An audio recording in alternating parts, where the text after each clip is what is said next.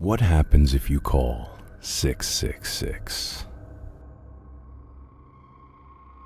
666 is known by most as the number of the beast, or the number of the devil. There is actually a name given to the fear of the number 666. It's hexatona hexaphobia. Did I pronounce that right? I have no idea. But it exists. Look it up. It's real. As is what I'm about to tell you. So what happens if you call 666? Let me show you.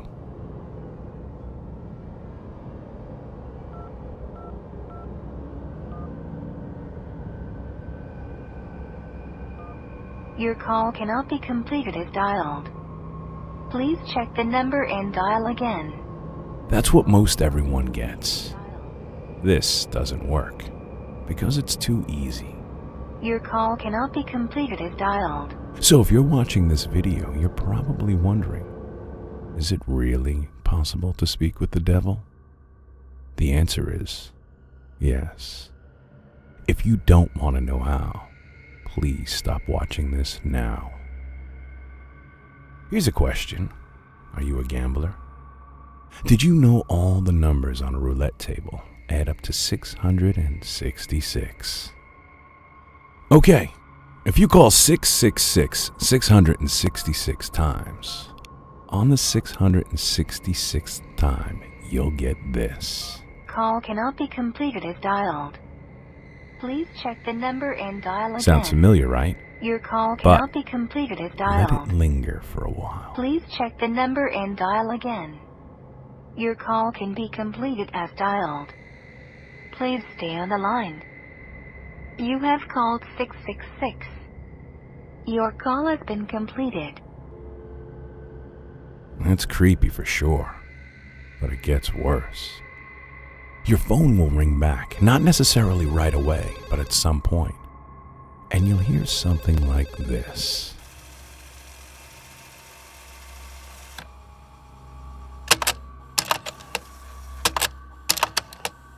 Hello?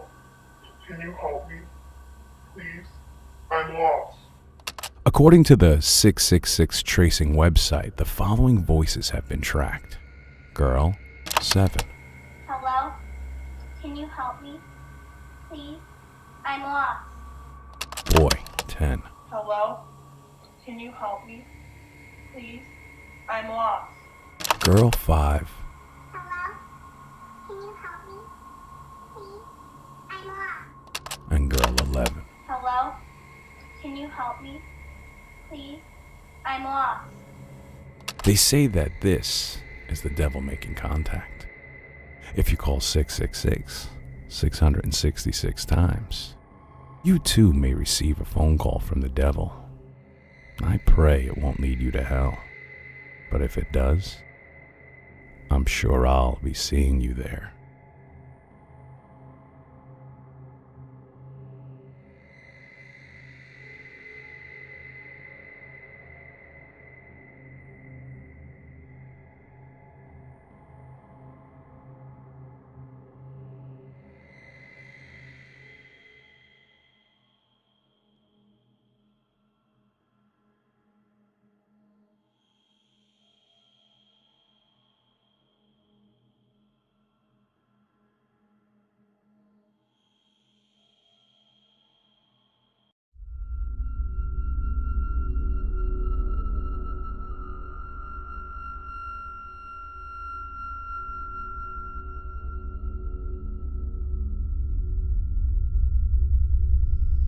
It was near Halloween time, when my friends and I were telling ghost stories.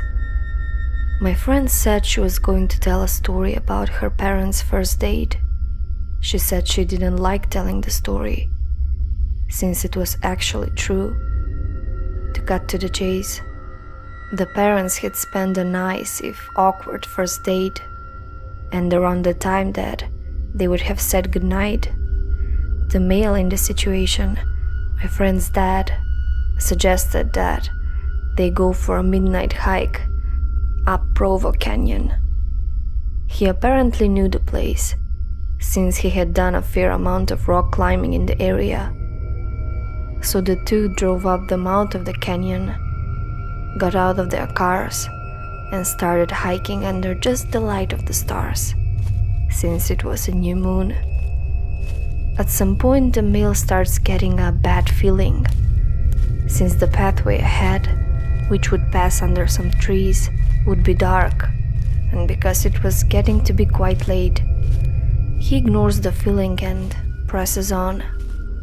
In later rehearsing of the story, the female would say that she had felt the same feeling at what was probably the same time, though she didn't know the trail like he did. A minute later, the feeling came back to the male. He ignored it again and started walking a bit of the way into the trees, when his foot hit something soft in the middle of the path. Under the trees, it was too dark to see just what this soft thing was, and the feeling came back stronger than ever. Instead of finding out what his foot had bumped into, he and the female both agreed to hightail it out of there. Years later, after being married for some time, they were watching an interview with the serial killer, Ted Bundy. In response to a question asking him to describe the time that he felt the closest to being caught, he explained about the night that he lured a girl into a Provo canyon and had just killed her. When he heard some people coming up the trail, he explained how he hid in the trees just in time, only to watch some guy walk right into the body and for some reason just turn around and walk away.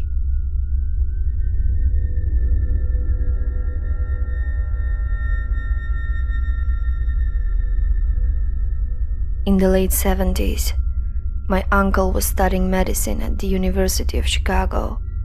After a morning class, he decided that he would hitchhike back home to Lincoln Park on the north instead of paying for a taxi. A man drove up and offered my uncle a ride. The man looked normal and seemed friendly, light-hearted even. So my uncle got in the car and they started driving towards the Lakeshore Drive.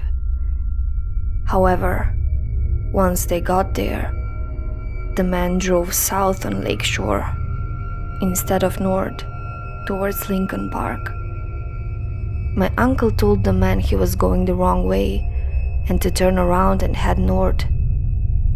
The man looked at my uncle, put his hand on his knee, and said, "No, son, you're coming with me," and smiled darkly at him. My uncle froze in panic, and when they hit the traffic near South Shore, he quickly unlocked the passenger door and ran away without looking back. A year or two later, on a cold December day, my uncle was having coffee in a cafe with my future aunt when he caught something on the TV that made his blood run cold. He saw the man that had picked him up from school that day, the year before. He had been arrested for suspected rape and killing of 20 young men and boys. The man on the television was John Wayne Gacy, and he had removed the door handle off the passenger door to prevent the man he picked up from escaping. Sometimes the things you see in the shadows are more than just shadows. So, this was told to me by an old family friend, Nikki, numerous times as a kid growing up, as one of those life advice stories to keep in mind through the years. And to her credit, I have never forgotten it. Whenever anything associated with hitchhiking comes up, it always springs to mind, and probably always will. Makes me a bit ill whenever I think about it, actually. This took place in the 1980s, when Nikki was in her early 20s. She's one of those real kind-hearted souls, always willing to help another out in a time of need. And I can't imagine her being anything other than that when she was younger. so I totally imagine her doing this too. So, driving into the city, about a 2-hour or so drive out from town, she saw a man walking down the side of the road. As she neared, he turned and, in typical hitchhiker manner, stuck out his arm, thumb up. Nikki, bless her heart, pulled over and asked him if he needed any help. She told me that he was really polite, if not a bit shy, when he asked for a lift into the city. Nikki gave a smile and popped open the passenger door for the guy, who tossed his bag into the back seat and buckled up for the ride ahead. They talked pleasantly for most of the trip about friends, the news, small talk. Things were going on really well, so she brought him to a diner at the pit stop a little over halfway through.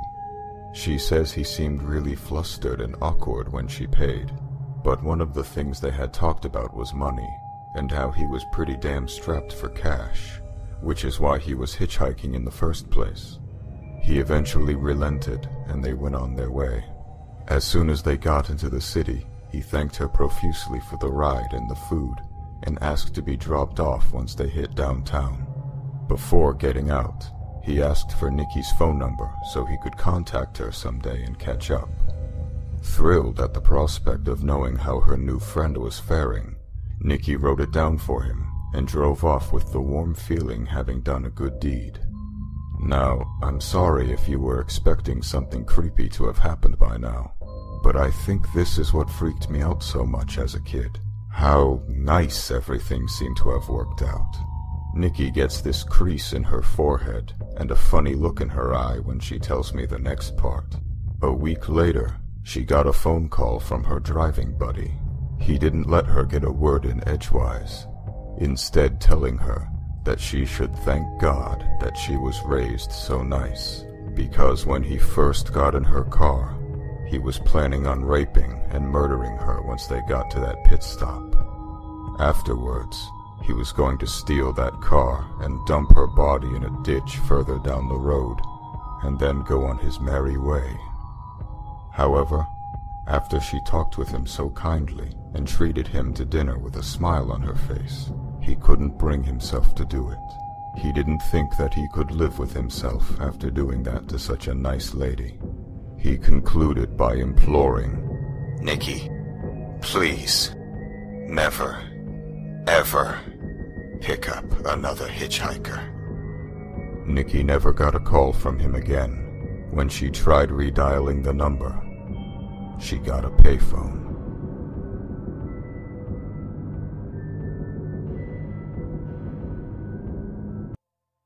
I'm a Brazilian guy, 20 years old today, but around 12 when this story happened. It was just a normal school day. Boring subjects, annoying people. The usual. I come from a good family with somewhat good financial situation, so at the time, I had with me a Motorola V3 cell phone, which was top tier back at the time, also uncommon for kids to have one. Every day after school, it would take a while for my father to pick me up with his car, which used to be a silver Mariva. It was also the same car that he used to drive me to school with. That being said, one day, I was waiting for my dad to pick me up, and I was passing the time by playing some Super Mario Brothers on my DS, which I of course took to school. That's when my cell phone rang, and I heard the voice of a somewhat cheery man saying, "Hey Pete, it's your Uncle Paul. I'm here to pick you up for your dad. Come outside." And I simply answered with, "Okay," and left through the gate. The thing is, it was still early. Way earlier than my dad usually picks me up. When I thought about that, I went back inside and waited for another call. And it came fast. "Where are you?" the man asked. I replied with, "Yeah, I don't see you." And he sighed on the other side, giving me instructions. "I'm with the same blue Corolla that I dropped you off in today this morning, Pete. Come on," he said, and hung up. He was getting impatient. My 12-year-old brain processed what was happening and connected the dots. I had no uncles with a name that started with P. They were all A's. Also, it couldn't be my mom's brother because he's been dead for a long time now. The last thing was that nobody called me Pete an American nickname, except for my family, those being brothers, sisters, and my parents. I started to get nervous and talked to my friends about it. After all, some of them were still there. Basically, all they said was, "Yeah, tell him to go F himself." Now, I'm not one that likes to cuss, so I went to the principal for help. On my way there, the man calls again, and I pick up. This time he was angry. Why the hell are you taking so long, you son of a bitch? Blue Corolla, are you brain dead? Get out here with that stupid video game of yours. And then he hung up. I instantly froze. Thoughts rushed through my head such as, they're trying to kidnap me. Is this real? And so on. I started running to the principal's office. I was getting nervous and I called my dad, who answered quickly. I took a deep breath as to not seem scared. "Dad, did you by chance send someone named Paul to come here and pick me up?" I asked, my heart pounding, waiting to hear what I already assumed. And that's what I got. No. Whoever is calling you, do not go outside. I'll be right there, he said, and hung up. I went inside the office bursting into tears, asking for someone to get the man that was probably out there waiting for me in a blue Corolla. I gave the teacher and the principal the number he was calling me from, and they called, to no avail, so they decided to go outside and check the blue Corolla for themselves. I stayed in the office, and I got another call. This time I picked it up with shaking hands, but I knew he couldn't harm me. "What's taking so long, you little shit?" he screamed. "Listen, I know you're not an uncle of mine. You have no idea which car I came to school in, and you're trying to kidnap me for whatever reason. I am not going outside," I screamed. "Again," he said quietly. I screamed, "What?" and called him sick and crazy, and he said, "You're not coming outside again. You've been out. You just know better," before laughing like a maniac and hanging up. I held my phone in my hand and stared at nothingness for a while, until the teacher and the principal came back saying there was no such blue Corolla outside. Shortly after, my dad arrived, and I sat there as my dad talked on the phone trying to track the number that had been calling to find someone by the name of Paul. I took the rest of the week off school, and eventually I'd have nightmares about being outside school and being grabbed. After this happened, I went back to school the next week and instantly joined the Kendo Club in order to know something about self-defense, especially if I got the chance to be armed with something. Years later, my mom and dad divorced. I saw that coming though. After all, when this episode happened, I was living with my older brothers because they didn't want me involved in their fights. However, once I came back home with my mom, I found out that they had been divorced because my father had about 5 different lovers in 5 different places. And one of them even called my mom saying, "You won. I tried everything to keep him from me, but you won." Or at least that's what my mom says. I wonder, could all this kidnap story be part of a scheme that one of these lovers had to steal my dad from us? If it was, then that just makes me more uncomfortable knowing a human being is capable of probably killing a kid for whatever they want. Good thing is today that I'm 20 years old, a teacher, and a regional champion of Kendo, and I have never heard of Paul ever again. But I still wonder what would have happened to me if I didn't have the sense to go back inside and keep looking for him. This happened in England in 2001. I was 19 at the time and living in London, and headed north for the weekend to visit my friend from Melbourne, who was just living outside of Leeds at the time, in a town called Harrogate. Not far from where he lived was Harewood Castle, an abandoned 14th century castle and fortress with an interesting past. After arriving and enjoying a pleasant dinner with his host family, he and I decide to make the short walk to explore the ruins. Despite the stern and frankly excessive warnings from his host family to under no circumstances go to the ruins at night. It's 11:30 p.m, so away we go.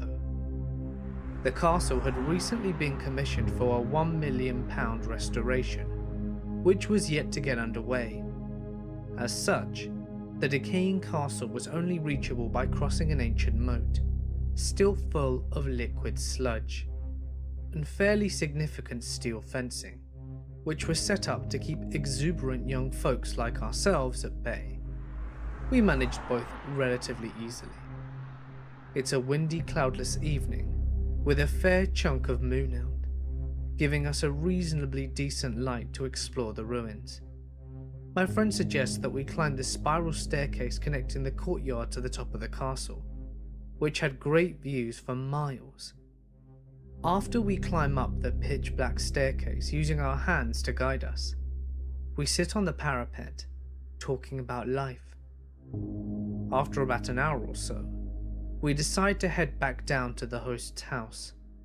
I enter the spiral first, and about halfway down the spiral staircase, my friend, chatting incessantly, stops talking completely. Without being able to see him, I sense that he'd stopped moving altogether.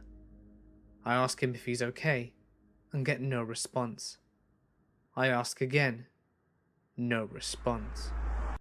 I move back up the staircase and grab his arm. No response. My heart rate is going through the roof, but I manage after some time to get him moving. He still hasn't spoken. I reach the bottom of the staircase first, and jump down into the courtyard. The distance in height between the bottom of the existing courtyard and where the wooden floor was centuries ago is about 5 or 6 feet. And after landing safely, I turn and look towards my friend, who has just entered the moonlight from the shadow of the castle. His face has a calm, almost trance-like expression on it, and he is looking over the top of me, still mute. After a truly strange few seconds that feel like an eternity, my friend's right shoulder jerks forward violently, as if he were pushed extremely hard by a strong adult. The force of the push causes him to lurch forward, spin, and land flat on his back, legs and feet in the air, 6 feet down on the courtyard floor. Suddenly he snaps out of it, and begins screaming at the top of his lungs, a strange sound given he's badly winded.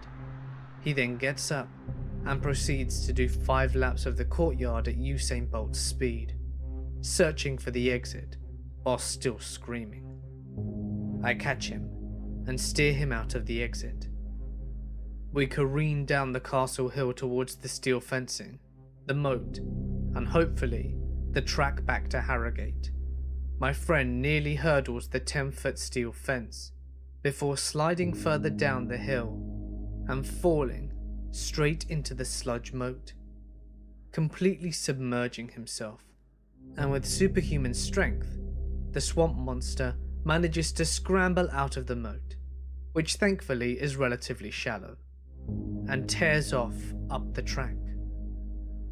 I climb the fence, transverse the moat, and chase him back to the host's house. When I arrive, my friend is inside. The commotion has awoken the family, who stands in the kitchen gawking warily at the swamp monster. With nothing else said, the father stares at my friend, then at me, then back at my friend before saying in his thick and wonderful West Yorkshire accent, "What did I tell you?" before proceeding to tie up his dressing gown and go back to bed.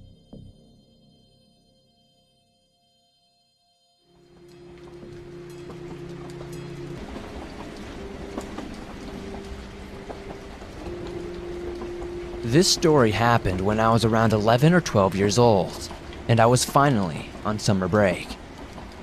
Me and my best friend, who I've met on the internet, made plans for me to stay at their place for the weekend. She lived in a city about 2.5 hours away from me, but I have met her before in real life, so everything was fine. On that day, I took the train by myself, which was not a new experience for me, since my mom let me have a lot of freedom and experience. I texted my friend the time and place I'd arrive, but that city was huge, so I got the name of the station mixed up, which led her going to somewhere else instead of where I was. But at the time, I obviously didn't know. So, when I arrived, I just took my suitcase and went to a quiet corner to wait for her, while watching all the busy people running from A to B. My friend texted me asking where I was, and after some more text, we figured out that it was my fault for telling her the wrong station, but she was on the way to pick me up. After waiting for a few minutes, a man in his 30s accidentally bumped into me. Even though I was just standing still, he apologized 1,000 times. I assured it was fine and nothing happened, but he insisted on making it up to me and wanted to buy me a hot chocolate or something to eat. I refused, but I was also a pretty shy girl back then, and it wasn't taken seriously many times. He seemed pretty frustrated at this point, and decided to just grab my hand and try to drag me with him. Only then, I realized that his intentions were not good, and I felt super scared. No one else around seemed to notice what was going on, but, like a miracle, my friend just arrived on time and came straight to me.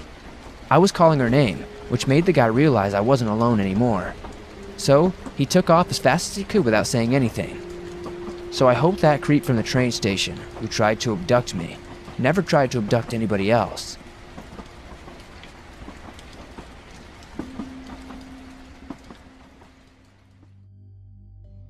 One evening about 8 years ago, it was pouring outside and we got a call from an elderly woman. She called in and said that she was hearing footsteps in her house and she thought there was a ghost inside. She regularly heard the sound of someone walking upstairs, but she lived alone. We went just to check it out and make sure everything was okay. She stayed on the line with the 911 operator because she was frightened. About 3 minutes after she initially called in, she said that there was actually a man standing outside in her backyard, staring at her through her sliding glass door. Petrified, the woman froze in that spot and continued to stare directly at the man. For the next minute or two, she said that he was just standing there, still as could be, staring at her. Eventually the man took off out of sight. When we arrived, about 12 minutes after the call first came in, we went to the front door. I remained in the foyer with the woman. The other officer went to the backyard to see if the man was still hiding out or if there were any traces of him. I spoke with her for several minutes until the other officer returned. He said there was no trace of anyone having been in the backyard. We set off to do a quick sweep before we left to make sure the house was all clear. In our living room, the room that the sliding glass door was in, we discovered a trail of mud and footprints inside the house. I asked the woman if she'd been outside at all that day or if anyone had been over to visit her. She said no, that she lived all alone and that no one had come to visit. The woman was very old, probably around 85, and had very poor eyesight and was hard of hearing, as elderly people tend to be. The woman obviously had seen the man's reflection and mistakenly thought he was in front of her, on the other side of the glass in her backyard. In reality, he had been standing only a few feet behind her in the same room, while she had been talking to 911.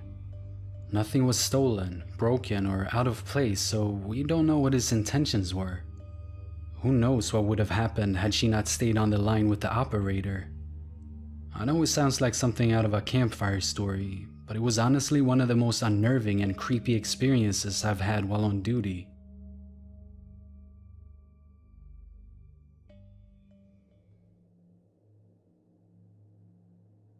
A simple cry for help. I laughed along with my friends as the TV screamed, showing a black and white picture of a girl being slaughtered, the fake blood splattering onto the walls within the movie's world. It all looked so fake, yet each of us knew we probably wouldn't dare to watch the movie alone, without friends to tease you about jumping at such an obvious part. When the killer peeked around a corner suddenly in another scene, we all gave a shriek, the large popcorn bowl flying into the air. We all started laughing in unison afterward, unable to stop until tears came to our eyes, and each girl forced themselves to quiet down. All of us heaved, trying to catch our breaths, practically rolling around the couch to try and get situated again. After the movie finally started rolling the credits, we all felt our eyes droop. The night sky pervading through the window, the moon full with reflected light. needing to clean up the prior mess before bed. We all crawled around the living room floor, picking up any trace of popcorn our tired eyes could find. Help! My head popped up, looking around at the 2 other girls that helped scout for popcorn, but they didn't seem to have heard anything. I shrugged, thinking my head was playing with me after the movie, in addition to being tired. Help! Lindsay, is that you? I asked, knowing I heard it this time. Pam had looked up this time too, though our other friend didn't react at all until I called on her. Huh? Didn't you just ask for help? Pam questioned, obviously confused. No, I'm just trying to get some of the popcorn that rolled under... Help! Our eyes widened, all 3 of us hearing it this time. Quickly getting to our feet, we clustered around the window that the voice came from, peering into the moonlit backyard. Do you see any... Shh, I'm trying to listen, I whispered on edge. Straining my ear, I could make out quiet whimpers of a small child and a gentle scratching sound. Silently moving away from the window, my friends followed me to the back door. We opened it slowly as not to let the hinges squeak. The tall, poorly maintained grass reached around our ankles as we stepped outside. Pam and Lindsay clutching my pajama shirt into their fists, obviously as nervous as myself. The whimper grew louder for a time before another call for help reached us, coming from the direction of the only tree in the yard. We stepped across the soft grass, the autumn chill making us shiver against the gentle breeze. The tree stood stoic, the limbs unaffected by the wind, with limbs already bare from the season. With the moon set behind it, the ominous shadow reached towards us like claws reaching for prey. Hello? Lindsay dared to call out, her voice shaky with fright. Someone there? Called out the childlike voice. But please help. The voice faded out like a battery-powered radio dying. Are you all right? Asked Pam, both girls pushing me forward into the shadow of the tree. We sidled around to the other side as no answer returned, only to find it bare of life. Help! The tree whimpered. Lindsay screamed, darting off into the open field that neighbored Pam's yard, following in attempt to recollect her, leaving me alone with a speaking tree. Hello? I squeaked, my voice barely audible as my body trembled. Help me. She was in the tree. A little girl must have simply gotten stuck somehow. What else could it be? Trees don't talk. I reached out a shaky hand, my toes curling in the cool grass, and pressed my palm to the tree. It was warm. I gave a frightened sound and withdrew my hand. As soon as my skin left the rough bark, the tree started to scream. No, it hurts! Don't leave! Stay here! Stay with me! Please! A hand emerged from the bark itself, a human child limb slithering out from the bark with lightning reaction. It was sickly pale in color, the short fingers snatching my wrist. I screamed back in fear, trying to pull away. But the small hand held fast, possessing more strength than any child could possess. Instead of letting me go, it slowly started to retract. Stop! Let me go! I begged, tears coming to my eyes.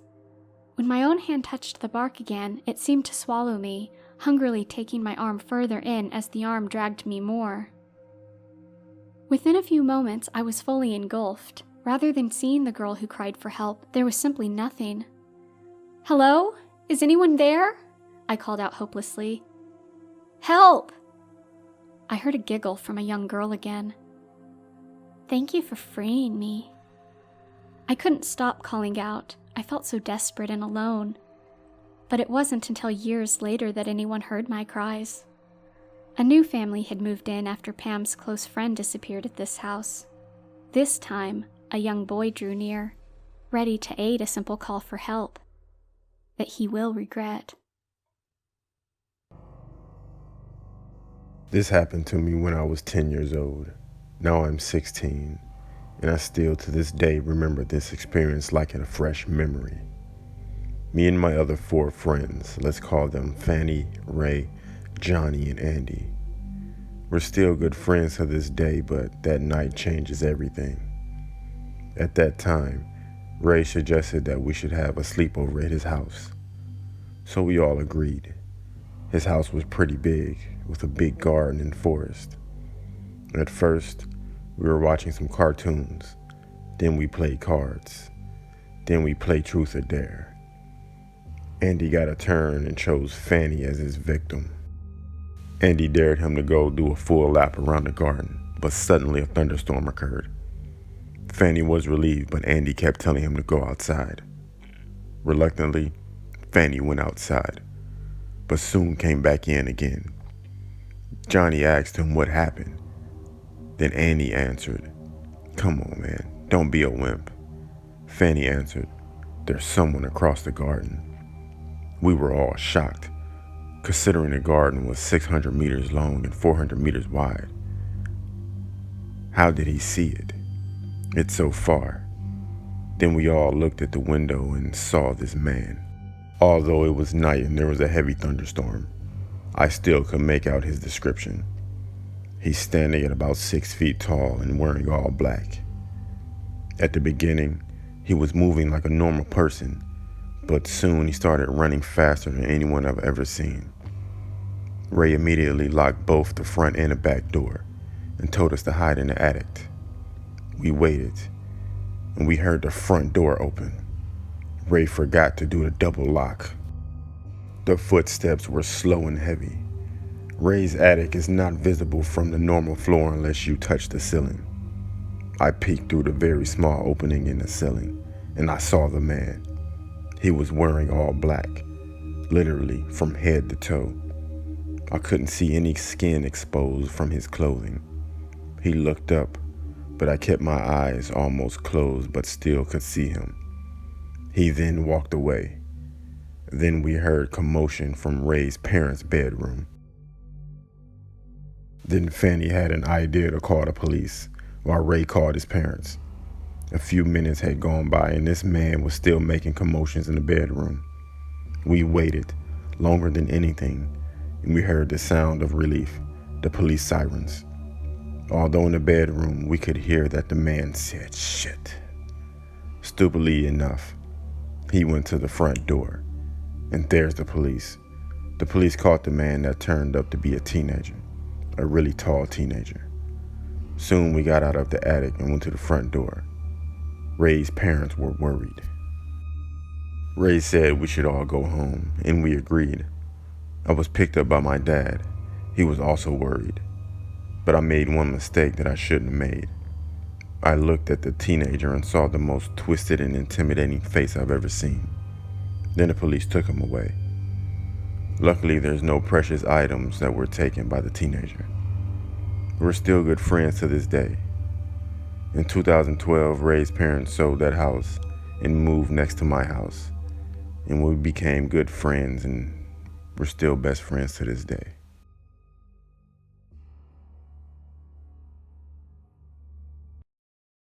I really love Craigslist. I'd estimate I've met maybe 300 people for buying and selling stuff, and for the most part, everyone was nice and harmless. However, I did run into 2 creeps who made me rethink meeting strangers alone to sell stuff. For your information, I was an early 20s female at the time. First guy. It's 2009. I'm staying with my parents for Christmas holidays in a small town in Florida. I'm going through my childhood room and cleaning out the closet to find a giant CD holder full of maybe 100 really shitty CDs. I think Nickelback, Aqua, and all that sort of stuff. It's the 21st century, no one uses CDs anymore. I figure I'd try and sell the CDs on Craigslist.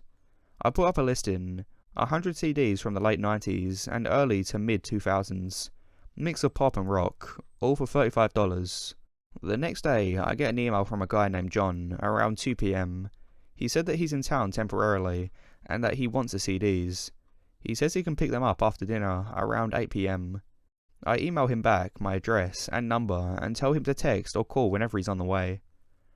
8 PM comes and goes. I figure I've been stood up, which happens often on Craigslist. No big deal. My dad works for a liquor company and would often do demonstration nights at restaurants and bars and would come home at a bar closing time. This night, he gets home around 3 AM. I'm in college and a total night owl. So I'm still up, probably eating junk food, surfing the web, and watching horror flicks. I hear a car pull up, look out the window, and I don't see him sitting in his car eating food. He often stops at Taco Bell on his way home and eats it in the car, so my mum doesn't know he's cheating on his diet. Maybe 10 minutes later, my dad comes in and shouts my name. "Someone's here to see you. Can you please tell me why there's a strange man showing up at our house at 3 AM? Huh? I go downstairs, and my dad says some guy pulled up in the driveway and asked me by name. I walk outside with my dad, and this guy, who's maybe mid-30s, gets out his car. He says he's the craziest guy who wanted to buy my CDs. My dad goes back in the house. I tell the guy it's really, really late to be stopping by, especially without texting first. However, since I'm awake, I go grab the CDs. He then proceeds to drone on about why he's buying the CDs. He says he's engaged to a woman who he loves very much, and all he wants to do is make her happy. He said that last week, someone broke into her car and stole all her CDs. She was really upset, and he wanted a bunch of CDs she used to have. Weird thing is, I didn't list any artists or bands because I was lazy, but I didn't think much about that at the time. Anyway, he said he was getting it for her for a Christmas surprise. He said he was staying with his future in-laws somewhere nearby, and their family barbecue ran really late, which is why he never made it at 8 PM. By this point, I've lost interest and say something along the lines of, "That's sweet. Next time you should probably call or text either the Craigslist instead of just showing up." I hand him the CDs, he hands me cash, and I go back inside. 3 days later, I start getting texts from an unknown number. "Hey, I don't know my way around this town. Care to tour guide? I could really use a massage. Where can I get a massage in this town? You're Asian, do you massage? Would you take $40 for 1 hour? Happy ending." Me, finally texting back. "Who the fuck is this?" Him. "Oh sorry, I bought the CDs from you the other day. Do you squirt?" I didn't respond obviously. I show my friends that night, and we laugh it off. Then the next day, I get more texts. "I still have your address.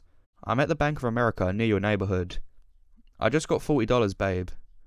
Only 3 minutes away. Are you home? Why are you ignoring me? I'm almost here." I immediately run downstairs to tell my dad and mum. It was night time, so we shut off all the lights outside and inside my house. My mum, little brother and I went in my parents' room in the back of the house.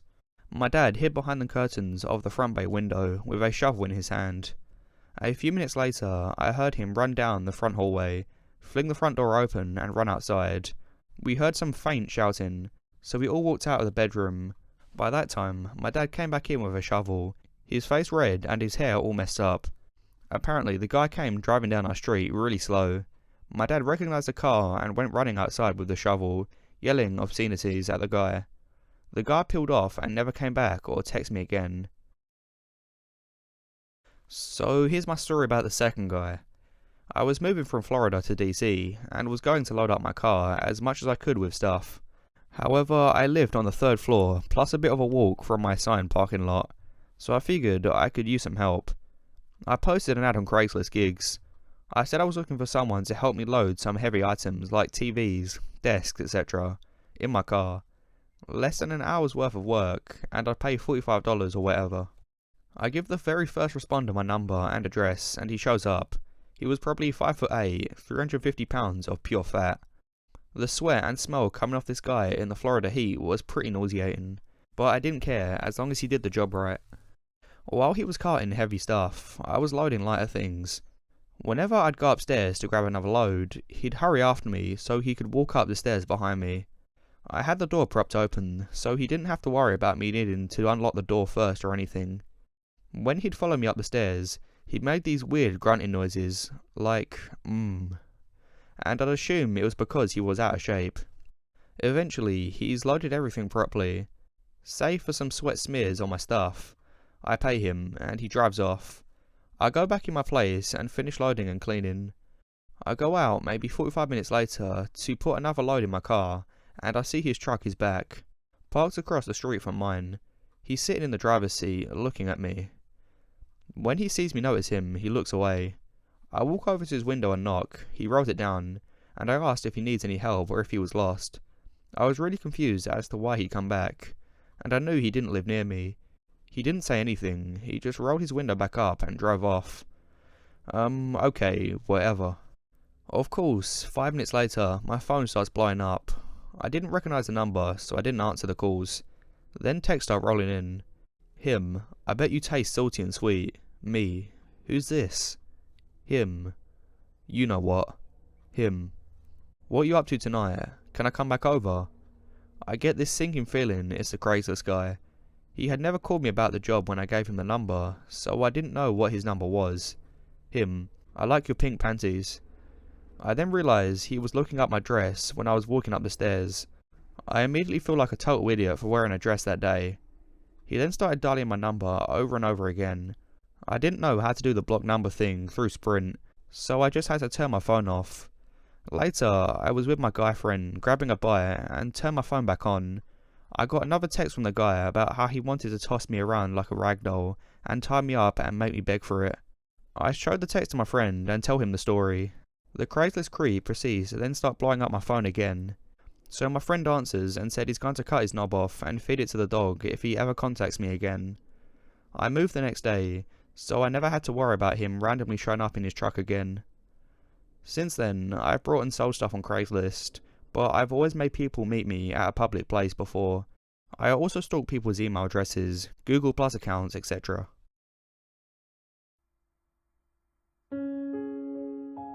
It's within human nature, desire for touch and feel. We seek out company and partners and the simple acts of affection, hugging, kissing, intercourse. These moments are tender and real, emotive and true. I long for affection. Affection like my mother gave me, her hair cascading over my face as she carried me. She was always so loving, right before it began, right before I wasn't her little princess, but her filthy, disgusting dog, until she remembered she loved me again. Then she'd let me get up and get cleaned up while she badgered me about letting myself get so dirty. I didn't mind, though. It made her happy. I liked seeing her happy. It meant the time between now and the very bad times would get longer. I got very affectionate with her in return towards the end. That was nice. My first boyfriend and I had the best bits of affection. He loved to hold me and touch me. I felt so alive when he did. Kind of a whole plus a half, so I was more than one person. And when I was truly affectionate with him, he was so enthralled he could barely breathe. The trouble didn't last too long, though. I didn't get a boyfriend for a while after that, but I did manage to get a hold of a cat that came out of the woods. I could feel its heartbeat, and it would purr and rub itself against me. Perhaps this was the cat's form of affection? I pondered the cat for days, watching it come over to me, get a scratch, and walk away. Was all affection this fleeting? Was it just because the cat knew I was a filthy, dirty dog underneath it all? The cat couldn't see that, could it? Or had it been, and was it judging my need for affection? It must have all been a cry for me to be more affectionate to it. But here I am talking about affection again when I should be waiting for the guard. He likes me, he says. He thinks they're as crazy as they think I am, locking me in this room because I'm just being affectionate. And I have a surprise for him, too.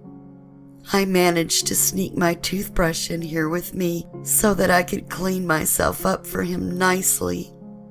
And I prepared it just for him as well.